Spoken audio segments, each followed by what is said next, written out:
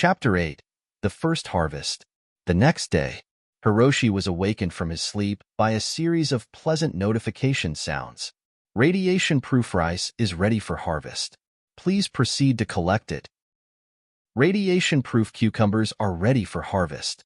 Please proceed to collect them. Radiation-proof strawberries are ready for harvest. Please proceed to collect them. Third reminder, repeated every hour. The string of notifications acted like an alarm clock, swiftly clearing the fog from Hiroshi's mind. Last night, after returning from the planting area, he had collapsed into bed around 11 o'clock, exhausted and sleepy. It's already 6 in the morning, he noted, glancing at the clock on the wall. The accelerated crops should have matured around 3 in the morning, but his deep sleep had muffled the earlier alerts. It took the third reminder to finally rouse him. Standing by the window in his pajamas, Hiroshi gazed out at the still dark and star-speckled sky. The black, orb-like sun hanging in the sky was a stark reminder that yesterday's events were no dream. Kiko and Benji were still sound asleep.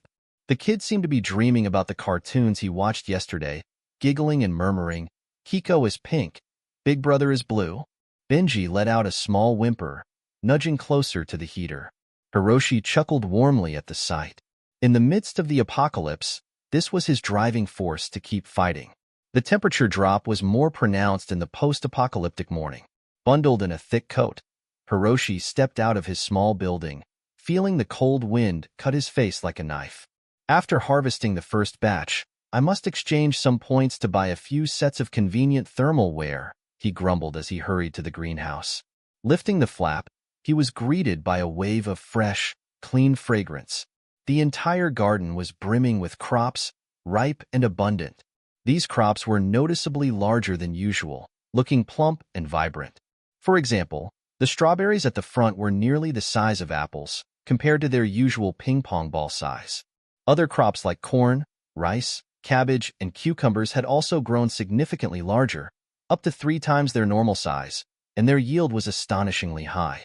A tomato plant, barely half a meter tall, bore a dense cluster of fruits.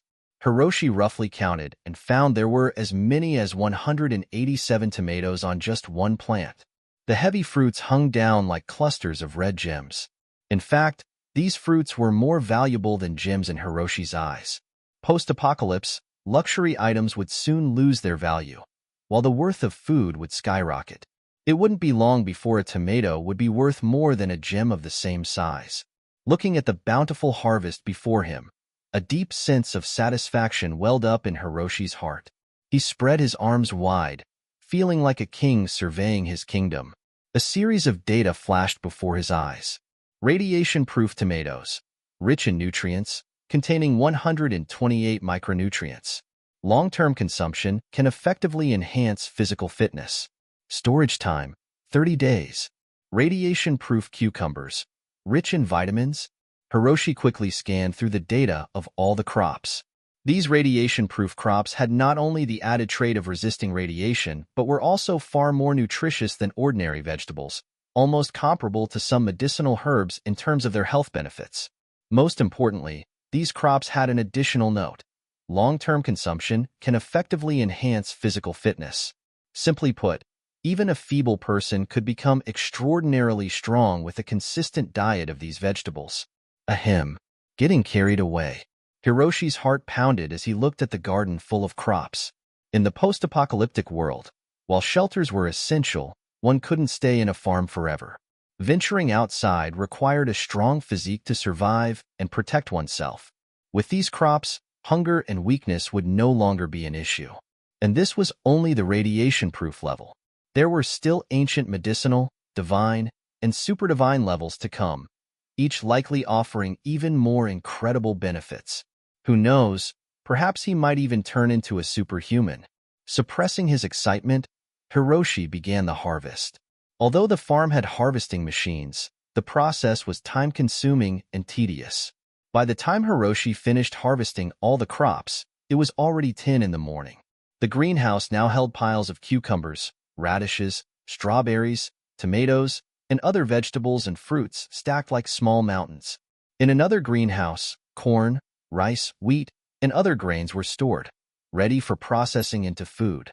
A pile of radiation-proof cucumbers, weight, 300 kilograms.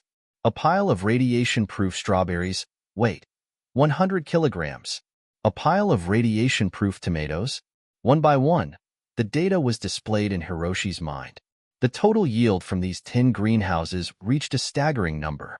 Total, 6,000 kilograms, 12,000 pounds.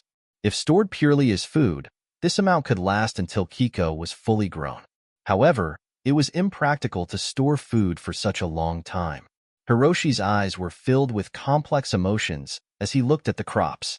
Before the apocalypse, these 6,000 kilograms of produce would have sold for at most $3,000 to $4,000, requiring almost half a year of care and maintenance. After deducting various costs, only about $1,000 would be left, earning $1,000 in 6 months.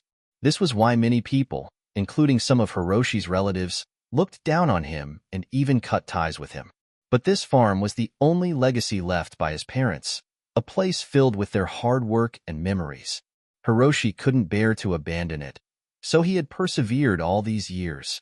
Now, the situation was entirely different. Hiroshi was confident that if he brought these vegetables and fruits to the market now, they would fetch at least $60,000, and the price would only rise with time. But Hiroshi had no intention of selling them. At this moment, points in the system were far more valuable than money, which would continue to lose its worth. So he decided to keep 100 kilograms of food for storage and convert the rest into points. Are you sure you want to recycle 5,900 kilograms of radiation-proof crops? The system asked. Hiroshi decisively confirmed. Ding! Recycling successful. Congratulations, you've earned 59,000 points. Congratulations, player, for completing the first recycling and achieving the Master Recycler milestone. You are awarded 3 smart work robots, agricultural type. A reward for the first recycling? Awesome! Hiroshi felt a surge of joy as he saw the string of points in his system and the 3 smart robots that had suddenly appeared before him. In his excitement, Hiroshi didn't notice the small corner of the greenhouse where several ancient medicinal crops had sprouted tender green shoots. These crops, unlike the radiation-proof ones, were a vibrant green, crystal clear, and as beautiful as works of art. They emitted a faint medicinal fragrance, like proud snow lotuses on a mountain peak. Central Hospital. Mr. Jack, thank you for your donation. Director Wong, looking extremely tired, expressed his gratitude to the young man standing before him. The 20 ventilators your company donated have been a tremendous help. Jack stood there, expressionless, shaking hands with Director Wong. If it hadn't been for Deputy Manager Sally's strong insistence and threats, he wouldn't be here, nor would he have sacrificed profit to make a donation. Director Wong, may I ask if there is currently any treatment for the acute symptoms caused by consuming toxic vegetables and meat? Jack inquired. To be honest, we are at our wits' end. We can only use ventilators and defibrillators to maintain patients' vital signs, but this merely extends their lives by a few hours at most, Director Wong sighed. In other words, it's essentially a terminal illness, right? Jack asked. Correct. Director Wong nodded. Since yesterday, there have been 189 cases in South City and tens of thousands worldwide. But once on the operating table, the mortality rate is 100%. No one has survived. Hearing this, Jack's eyes narrowed slightly. Despite the grim news, a smile appeared on his lips. I have some matters to attend to, so I'll take my leave now. Jack nodded, bidding farewell to Director Wong and turning to leave the hospital with his assistant. Director Wong only caught fragments of their conversation as they walked away. At all costs, find them, try, might lead to enormous wealth.